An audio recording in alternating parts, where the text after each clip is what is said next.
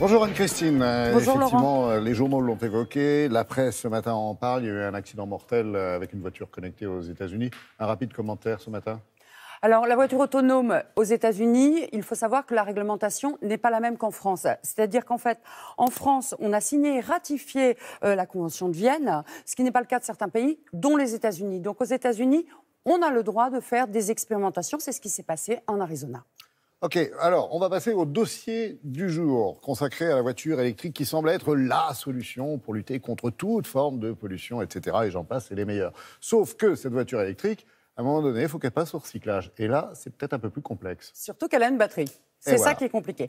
Alors, le 12 mars dernier, la Commission européenne a signé un accord pour donner un statut de seconde vie aux batteries. Parce que c'est vrai qu'elles ont une vie dans la voiture, mais le but, c'est de faire en sorte qu'elles aient une seconde vie après pour des raisons écologiques, pour des raisons également économiques, comme on va le voir.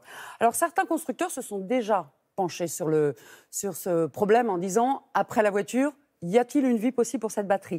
Alors vous allez voir que le recyclage est très complexe.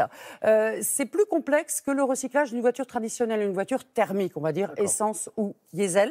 Je vous emmène dans un premier temps dans un centre de recyclage de voitures en fin de vie. C'est un centre qui est habilité parce que tous les centres de recyclage ne sont pas habilités parce qu'il n'y a pas beaucoup de voitures, il faut le reconnaître.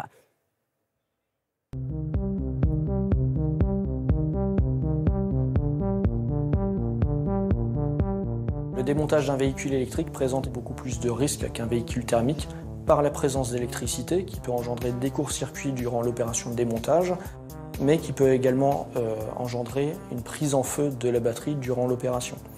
Alors oui, il y a des liquides qui sont à la fois dangereux pour l'homme et pour l'environnement, notamment des fluides frigorigènes pour le refroidissement de certaines batteries. D'autres vont plutôt avoir un liquide de refroidissement qui là va plutôt être nocif pour l'environnement. Préalablement au recyclage de la batterie, il peut y avoir une étape de mise en sécurité conformément au transport de matières dangereuses à laquelle la batterie de traction est soumise. Dans certains cas, par exemple pour les batteries au lithium, cela nécessite d'ouvrir la batterie pour éliminer les courts-circuits internes qui pourraient arriver durant le transport.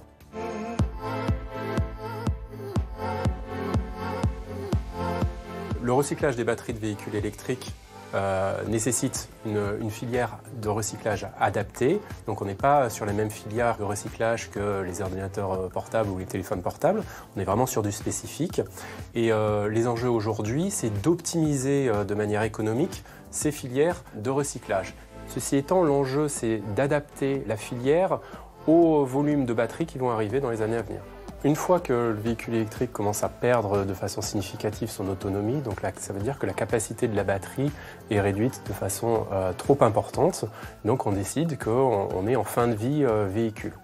Alors de là, une première option, c'est d'extraire la batterie du véhicule, de collecter les batteries et de rentrer dans la filière du recyclage. Mais avant ça, il y a une autre option, une autre possibilité, c'est d'utiliser cette batterie en seconde vie comme élément de stockage stationnaire pour des réseaux électriques.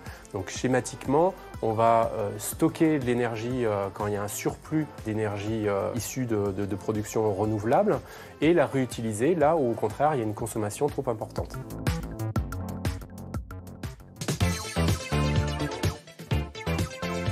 Vous savez que le véhicule électrique a besoin du développement des énergies renouvelables. C'est comme ça qu'on bénéficiera au maximum de l'intérêt environnemental de ce véhicule.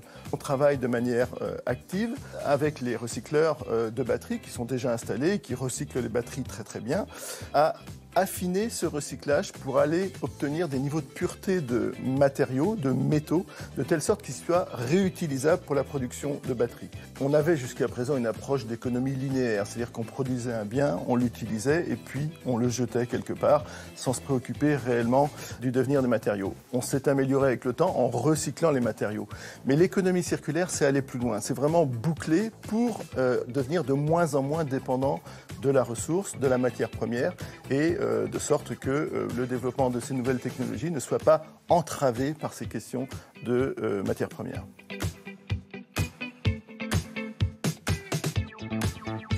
Merci beaucoup Anne-Christine. Je tiens à signaler que la semaine prochaine, vous nous parlerez de prévention routière, surtout vis-à-vis des enfants. Et puis après, on évoquera le fameux dossier, avec beaucoup de recul d'ailleurs, des 80 km/h, cette limitation nouvelle annoncée pour